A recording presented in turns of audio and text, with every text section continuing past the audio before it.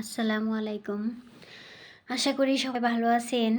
আমি আজকে আপনাদেরকে দেখাবো নোনা ইলিশের রেসিপি। একটি মাত্র নোনা ইলিশের পিস দিয়ে দেখাবো খুবই মজাদার একটা রেসিপি। এর জন্য প্রথমেই আমি আলু বেগুনকে কেটে নিয়েছি।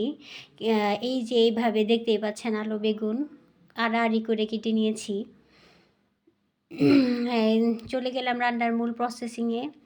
তো গরম তেলে দিয়ে দিলাম জিরা, তারপর দিয়ে দিলাম পেঁয়াজ মরিচের কাটা এবং জিরা বাটা। এখন এই মশলাটাকে ভালো করে ভেজে নিব।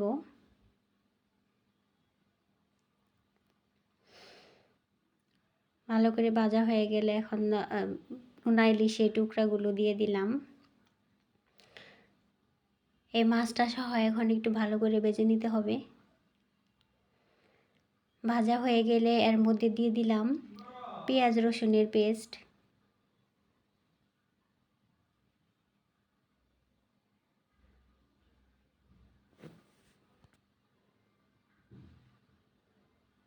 এখন দিয়ে দিলাম মরিচের গুঁড়া, হলুদের গুঁড়া, লবণ এবং ধনিয়ার গুঁড়া।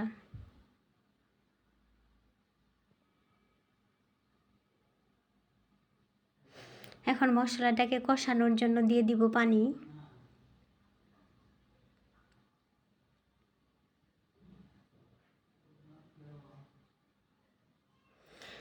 মশলাটা ভালো করে কষানো হয়ে গেলে যখন উপরে তেল উঠে আসবে ঠিক সেই সময় দিয়ে দিব আমি সবজিগুলো।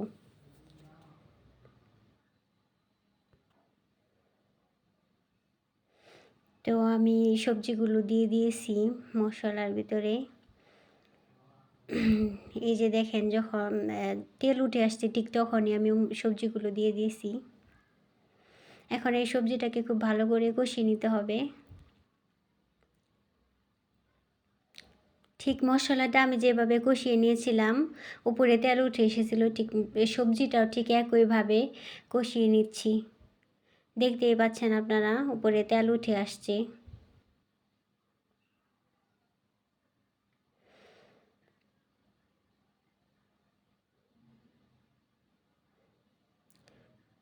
তো আমি এখন এর মধ্যে দিয়ে দিব ঝোল, সামান্য পরিমাণ পানি দিব। যেহেতু আমি এই রেসিপিটাতে খুব বেশি একটা ঝোল রাখবো না, তাই আমি সামান্য পরিমাণে পানি দিয়ে দিলাম।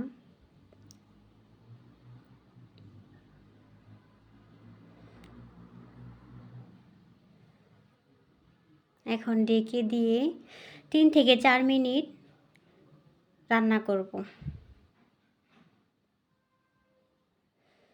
3 থেকে 4 মিনিট কুক করার পরে এই যে দেখছেন আমার রেসিপিটা রেডি হয়ে গেছে একদম।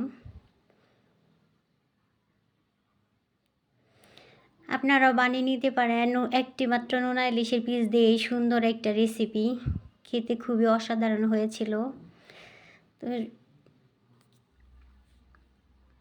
ভিডিওটি ভালো লাগলে সবাই লাইক, কমেন্ট এবং শেয়ার করবেন এবং সাবস্ক্রাইব করে পাশেই থাকবেন। আল্লাহ হাফেজ।